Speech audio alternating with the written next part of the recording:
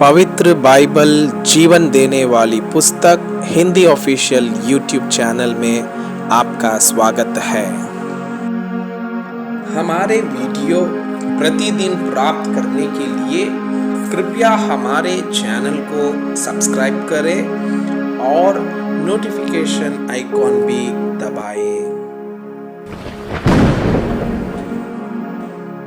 आज का पवित्र बाइबल पाठ व्यवस्था विवरण की पुस्तक अध्याय 4 मूसा का उपदेश। अब है इज़राइल, जो विधि और नियम मैं तुम्हें सिखाना चाहता हूँ, उन्हें सुन लो और उन पर चलो, जिससे तुम जीवित रहो और जो देश तुम्हारे पितरों का परमेश्वर यहोवा तुम्हें देता है, उसमें जाकर उसके अधिकारी हो जाओ। जो आज्ञा मैं तुमको सुनाता हूँ, उसमें ना तो कुछ बढ़ाना और ना कुछ घटाना। तुम्हारे परमेश्वर यहोवा की जो आज्ञा मैं तुम्हें सुनाता हूँ, उन्हें तुम मानना। तुमने तो अपनी आंखों से देखा है कि बालपोर के कारण यहोवा ने क्या क्या किया, अर्थात जितने मनुष्य बालपोर के पीछे हो लिए थे, उन सबों का तुम्हारे परमेश्वर यहोवा ने तुम्हारे बीच में से सत्यानाश कर डाला। परंतु तुम जो अपने परमेश्वर यहोवा के साथ लिपटे रहे हो, सबके सब आज तक जीवित हो। सुनो, मैंने तो अपने परमेश्वर यहोवा की आज्ञा के अनुसार तुम्हें विधि और नियम सिखाए हैं कि जिस देश के अधिकारी होने जाते हो, उसमें तुम उनके अनुसार चलो। इसलिए तुम उनको धारण करना और मानना, क्योंकि और देशों के लोगों के सामने तुम्हारी बुद्धि और समझ इसी से प्रकट होगी। अर्थात वे इन सब विधियों को सुनकर कहेंगे कि निश्चय यह बड़ी जाति बुद्धिमान और समझदार है। देखो, कौन ऐसी बड़ी जाति है जिसका देवता उसके ऐसी समीप रहता हो जैसा हमारा परमेश्वर यहोवा, जबकि हम उसको पुकारते हैं। फिर कौन ऐसी बड़ी जाति है जिसके पास ऐसी धर्ममय विधि और नियम हो, जैसी कि यह सारी व्यवस्था जिसे मैं आज तुम्हारे सामने रखता हूँ। यह अत्यंत आवश्यक है कि तुम अपने विषय में सचेत रहो और अपने मन की बड़ी चौकसी करो, कहीं ऐसा ना हो कि जो बातें तुमने अपनी आंखों से देखी उनको भूल जाओ और वो जीवन भर के लिए तुम्हारे मन से जाती रहे। किंतु तुम उन्हें अपने बेटों पोतों को सिखाना, विशेष करके उस दिन की बातें जिसमें तुम होरेब के पास अपने परमेश्वर यहोवा के सामने खड़े थे, जब यहोवा ने मुझसे कहा था, उन लोगों को मेरे पास इकट्ठा कर कि मैं उन्हें अपनी वचन सुनाऊं, जिससे वे सीखे, ताकि जितने दिन वे पृथ्वी पर जीवित रहें, उतने दिन मेरा भाई मानते रहे और अपने बाल बच्चों को भी यही सिखाएं। तब तुम समीप जाकर उस पर्वत के नीचे खड़े हुए और वह पहाड़ आगे से धधक रहा था और उसकी लौ आकाश तक पहुंचती थी और उसके चारों ओर अंधियारा और बादल और घोर अंधकार छाया हुआ था। तब यहोवा ने उस आग के बीच में से तुमसे बातें की। बातों का शब्द तो तुमको सुनाई पड़ा, परंतु कोई रूप ना दिखा, केवल शब्द ही शब्द सुनाई पड़ा और उसने तुमको अपनी वाचा के 10 वचन बताकर उनके मानने की आज्ञा दी और उन्हें पत्थर की 2 पटियाओं पर लिख दिया। और मुझको यहोवा ने उसी समय तुम्हें विधि और नियम सिखाने की आज्ञा दी, इसलिए कि जिस देश के अधिकारी होने को तुम पार जाने पर हो, उसमें तुम उनको माना करो। मूर्ति पूजा के विरुद्ध चेतावनी। इसलिए तुम अपने विषय में बहुत सावधान रहना, क्योंकि जब यहोवा ने तुमसे होरेब पर्वत पर आग के बीच में से बातें की, तब तुमको कोई रूप ना दिखाई पड़ा। कहीं ऐसा ना हो कि तुम बिगड़कर, चाहे पुरुष चाहे स्त्री के, चाहे पृथ्वी पर चलने वाले किसी पशु, चाहे आकाश में उड़ने वाले किसी पक्षी के, चाहे भूमि पर रेंगने वाले किसी जंतु, चाहे पृथ्वी के जल में रहने वाली किसी मछली के रूप की कोई मूर्ति खोदकर बना लो। या जब तुम आकाश की ओर आंखें उठाकर सूर्य, चंद्र और तारों को अर्थात आकाश का सारा तारागण देखो, तब बहक कर उन्हें दंडवत करके उनको सेवा करने लगो, जिनको तुम्हारे परमेश्वर यहोवा ने धरती पर के सब देश वालों के लिए रखा है। और तुमको यहोवा लोहे के भट्टे सरीके मिस्र देश से निकाल ले आया है, इसलिए कि तुम उसका प्रचार रूपी निज बाग ठहरो, जैसा आज प्रकट है। फिर तुम्हारे कारण यहोवा ने मुझसे क्रोध करके यह शपथ खाई, तो यरदन पार जाने ना पाएगा। और जो उत्तम देश इस्राएलियों का परमेश्वर यहोवा उन्हें उनका निज बाग करके देता है, उसमें तू प्रवेश करने ना पाएगा। किंतु मुझे इसी देश में मरना है, मैं यरदन पार नहीं जा सकता, परंतु तुम पार जाकर उस उत्तम देश के अधिकारी हो जाओगे।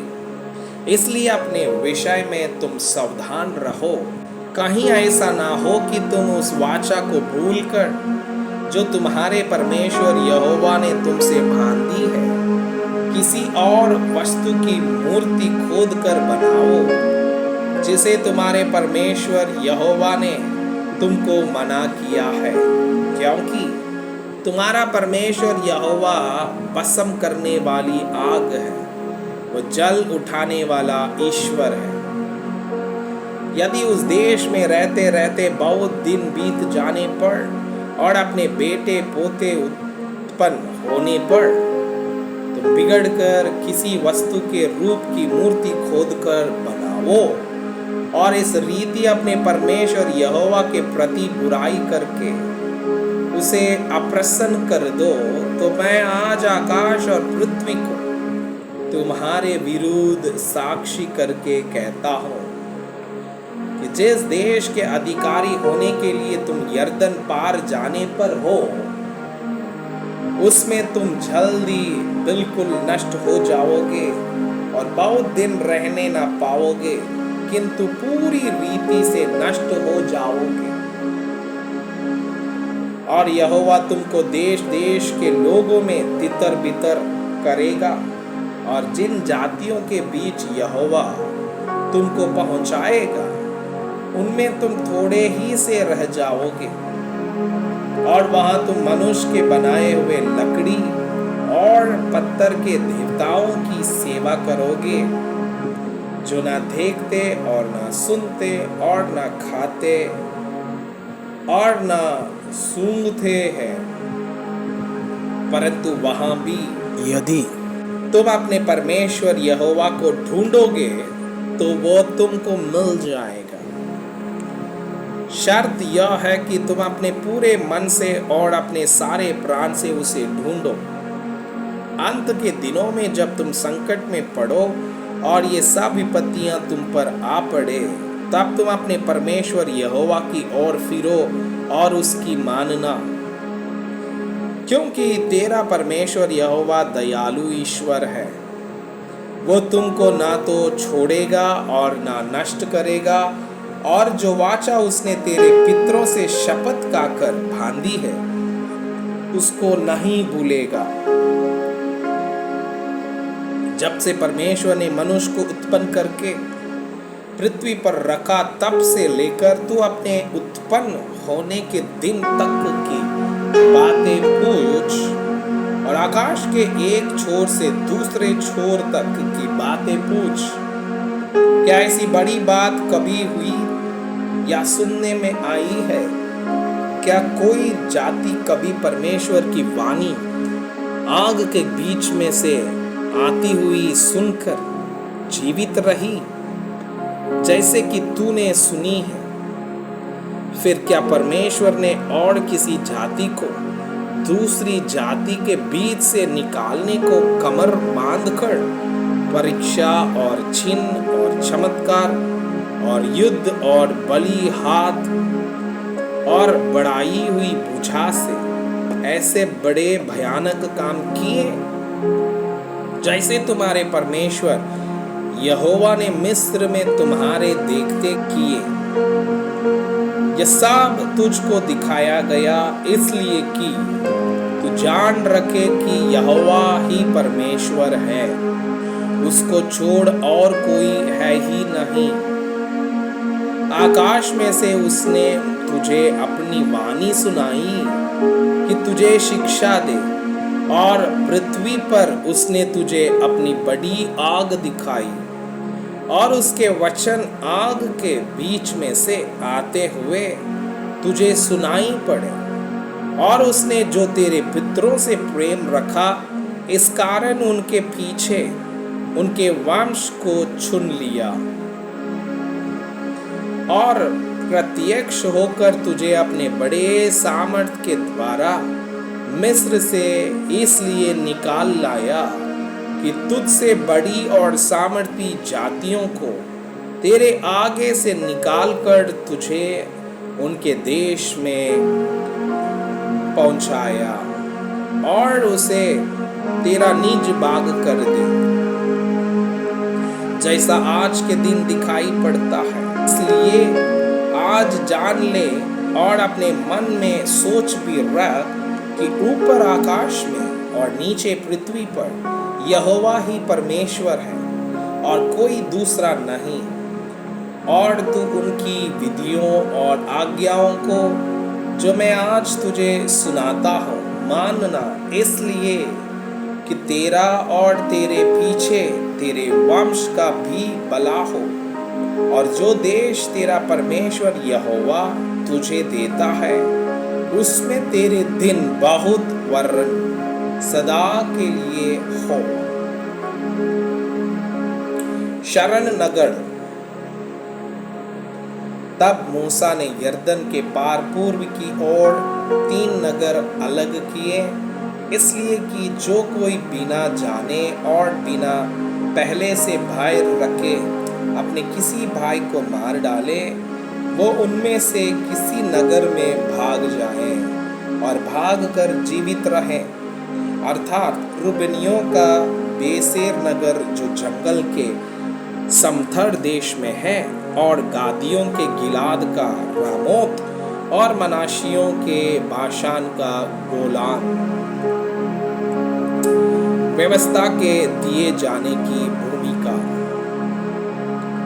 फिर जो व्यवस्था मूसा ने इस्राएलियों को दी वह यह है, यही वे चेतावनियां और नियम है जिन्हें मूसा ने इस्राएलियों को उस समय का सुनाया जब वे मिस्र से निकले थे, अर्थात यरदन के पार बेतपोर के सामने की तराई में एमोरियों के राजा हेशबोन वासी सीहोन के देश में, जिस राजा को उन्होंने मिस्र से निकलने के बाद मारा, और उन्होंने उसके देश को और बाशान के राजा होग के देश को अपने वश में कर लिया। यरदन के पार सूर्योदय की और रहने वाले एमोरियों के राजाओं के यह देश थे।